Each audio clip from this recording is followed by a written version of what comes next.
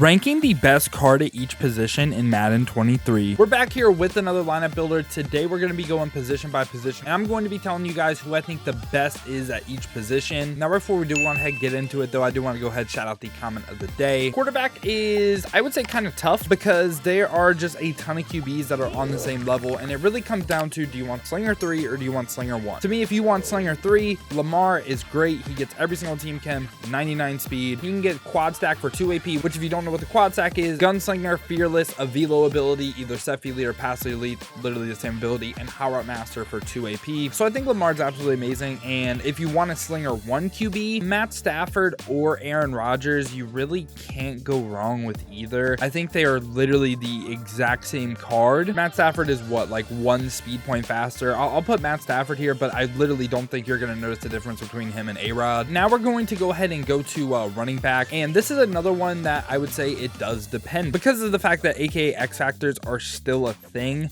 I think, okay, if you want to use someone's X factor for 1 AP, I know a lot of the Theme Team Remix guys are getting the X factors, but I still think Flash, if you want to use that Phenom, I think Phenom is by far and away probably the best X factor in the game, most annoying to go up against. And also Flash, Cordell Patterson, he gets short and elite for 0 as well, so it's not like he's only good because of his X factor, but I think that's what makes him the best running back in the game. And again, I want to have a backup running back right here. My personal favorite running back in the game is going to go ahead and be Eric Dickerson. Now I know he's only a 92 right here, but if we upgrade him and go to his 99 overall, he is absolutely amazing. And something that I'm a big believer of this year, I think the taller receivers, taller running backs run better routes. He gets short and elite for 0 AP as well. I think he's a great receiving back. I think he falls forward a lot, and he's my personal favorite running back in the game, but I would say Flash is the best because of that Phenom X factor. Now we're going to talk about receivers right here. Receivers, I don't want to say it's tough. There's 2 that are 100% locked in. The 2 that are locked in, Colin Johnson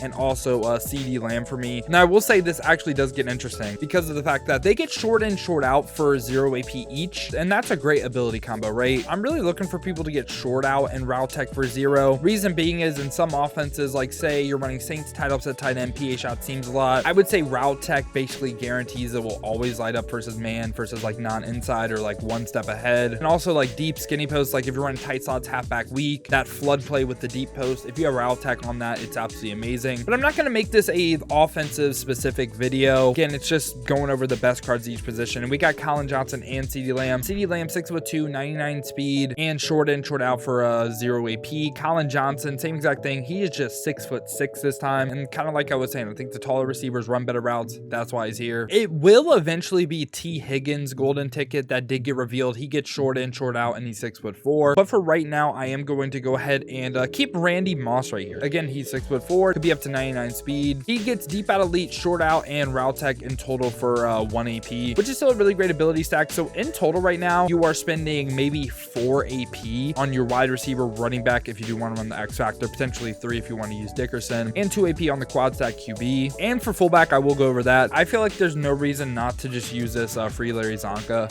the team captain one. So yeah, I'm just going to put that team captain Larry Zonka there. I feel like there's no reason not to. All right, now we're going to round out the skill positions at tight end. I really want to put Donald Parham right here. I do. I'm not going to have Greg Olsen here. I'm looking for tight ends that are under 245. When they get above 245 in weight, they run routes a little bit different. And honestly, I think Mike Ditka is very close. I like the short end secure protector for 1, but for me, it is going to be Tony G. So Tony G can get short in and red zone threat for 0. 2 0 AP abilities that are just absolutely great on the tight end. I think he plays phenomenal, but again, if you want to make the argument for like someone like with the secure pro, the only thing I wish Tony G could get that he can't get is a secure pro, because I really like that versus a lot of the blitzes in the game. As a pure receiver, I think Tony G best tight end in the game. All right, now we're going to be going over offensive line. Offensive line is just going to be full with 0 AP secure pros. I am going to have slightly different things. Like John Madden to me is still going to be my left tackle. You don't necessarily have to play him at left tackle. You can play him at guard. You can play him at center. You can play him literally wherever. He gets every offensive line chem and also every team chem. You can play him wherever, but the whole point of why he's here is secure pro for 0, threat detector for 1. I think think threat detector is super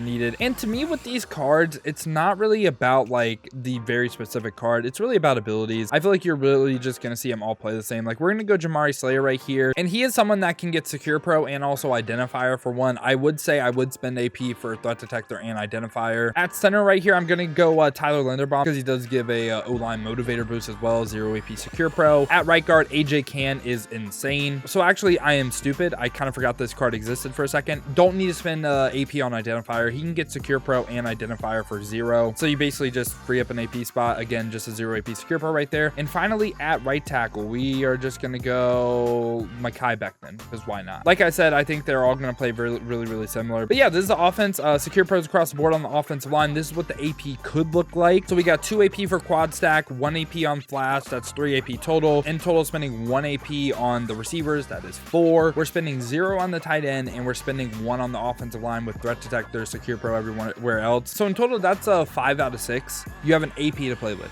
Like, you could potentially go a different tight end right here. You could get a Secure Pro at tight end. That is probably what I would do. But yeah, I think this offense is like absolutely ridiculous. Now we're going to go over to defense, and defense to me, it is really comes down to man versus zone. What I'm going to do first is do all the positions kind of around the secondary, and then we're going to go ahead and talk about like secondary, man versus zone. All right, so right outside linebacker right here, I don't think it's really close. Right outside linebacker, I think it is Micah Parsons. Like, just look at all the 99s. The only person that I would say is like kind of like close to like LT, I think is great too, but he's a edge threat elite, double or nothing for 0 player. Amazing pass rusher in the game. Now what I'm also going to do is in these backup roles right here, having people with secure tackler for 0, again, to kind of go up against the flashes in the game, the AKA X Factor, is really valuable. So someone like Will Anderson, again, just tackle supreme for 0, helps you with the AKA X Factors. Now for middle linebacker 1 right here, it is no doubt about it for me, it is going to be Patrick Willis. 2 0 AP abilities, lurker and pick artist. I think he is one of the only usable linebackers in the game. And right beside him, I'm going to go Ray Nitschke, a 0 AP lurker player. Really good stats. It just kind of sucks that you need lurker to be able to jump, and he doesn't get like a 0 AP KO on top of it. Now, left outside linebacker right here, it's tough because there are a lot of good cards. I would probably say either TJ Watt or Maniac for best one. And yeah, I'm going to go ahead and lean Maniac. Gets every team chem, good speed, inside stuff for 0. And also, if you ever did want to run like an unstoppable force on him, you can. For a backup role, again, we're just looking for the secure tackler. We're going to go Lucas Van Ness. I honestly just think like 0 AP inside stuffs or 0 AP edge threat elites. Like, I'll just go Jason Taylor right here. I think as long as you have an ability on them for 0, either like a pass rush one with edge threat elite or inside stuff, you're fine. And I like Jason Taylor because he has like really good acceleration as well. And for a backup role, again, just a secure tackler for 0, we're going to go ahead and go Patrick Ricard. For defensive tackle, I throw stats out the window. John Madden defensive tackle is actually just insane. I can't even explain why. You look at the card, I know he's a 0 AP inside stuff, but he has no pass rush traits on the S.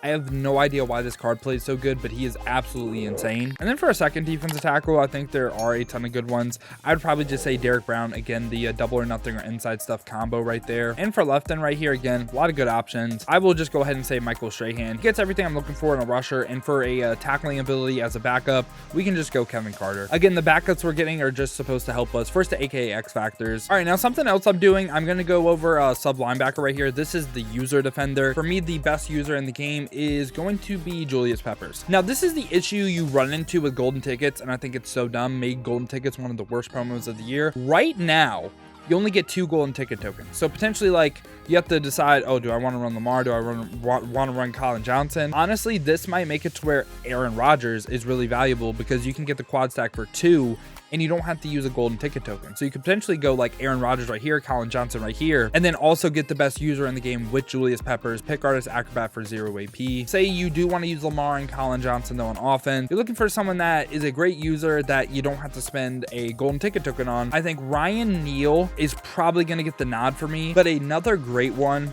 I know he's not necessarily tall, but Kevin Byard, pick artist acro 2, that's really the ability I'm looking for on the user. The first thing I'm going to go over is a man coverage lineup. For man coverage for me, I'm thinking like dollar, I'm thinking dollar spinner, I'm thinking 3-3 cub. These are like the staples of the defense. These are people that, in my opinion, have to be there. At CB1, gotta have Anis Williams. At CB2, you gotta have Darrelle Revis. At CB3, you have to have Anquan Bolden. And finally, at a free safety spot, you have to have Ronnie Lott. Like, if you want to run man coverage, I feel like these people are all necessities. It's not like I'm saying, oh, like they're like really nice. No, you need the 0 AP shade people, because potentially what all these CBs allow you to do, you go inside shade, inside shade, inside shade, and one step ahead all for 0. Throw a deep route KO on all of them for 4 AP. I think that's one of the better ways to run man coverage. So these are like your 4 base like CBs. I would probably throw in a Joey Porter Jr. too. Now, I think universal coverage is one of the most inconsistent things in the game. I don't really run Joey Porter Jr. because that's how like inconsistent I think universal is. But for me in like this type of lineup, universal at times can be like one step ahead in every KO. I can't even explain how inconsistent universal is. It is kind of crazy. Like say if you're in a defense that's not dollar, where you need like 5 pieces in the secondary to run man, Joey Porter Jr., you can slide one of these guys to safety, and I think this is the lineup that I'd rock. And it gives you like another AP of like flexibility as well. You could put like a short route KO on one of your CBs too. Now, pieces around this coverage, you also need some good in the box safeties as well with this. First people I think of honestly are like Trey Lance and them, but you can go a little bit better. I think Chad Johnson with the deep route KO is really nice to have in the box. And also you could go someone like, again, Derrick Henry, deep route KO for 0. And I think this is perfectly fine. I know we don't have a strong safety right now, but either Porter goes to strong safety and you just play him out of position, it's perfectly fine. And yeah, that's the lineup I would build for man. All right, so I have been running a lot of zone coverage. I think zone is actually pretty good right now. This is the exact lineup that I'm building for zone. To me, it's not necessarily you need the same exact players for me, but these are my personal favorites of who I think plays the best. And we're gonna start out with 2 Theme Team Remix people to be our outside CBs. I absolutely love Jalen Ramsey and also Sauce Gardner. I think these cards play absolutely amazing. For me, when I'm running on them, I am running deep out zone KO, mid zone, and flat zone for 2 AP. Outside CBs and a zone coverage scheme, in my opinion, probably the most important. Now for CB3, this is going to be our slot CB. And for me, I am going to go ahead and have Deion Sanders. The thing I like about Deion right here, he can get mid zone and pick artist for 0 AP. I think he plays the slot really well. I don't really like him on the outside too much or top safety, but I really like him in the slot right now. And now for over the top safeties,